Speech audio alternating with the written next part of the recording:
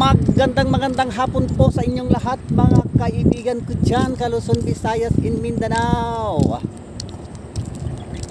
Mag-walking po tayo para makabawas konti itong katawan na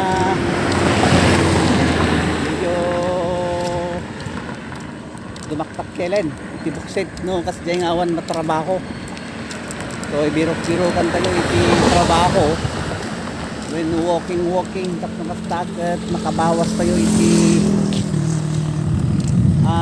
weight tayo na narigat no tumakkel di bagi tayo karasan. God bless mga kaibigan.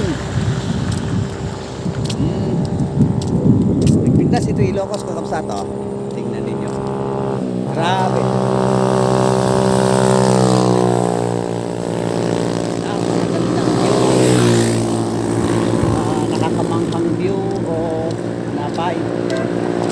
Magandang place dito sa Ilocos. Back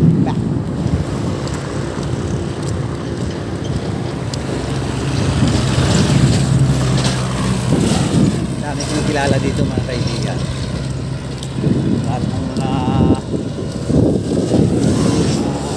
farmers dito at nagmumotor sa pasada. Kilala niya ako dahil ako ang lagi nagbablog dito. Yan itong ito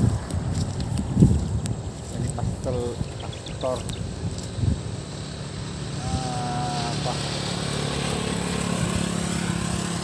Neryo tagay ito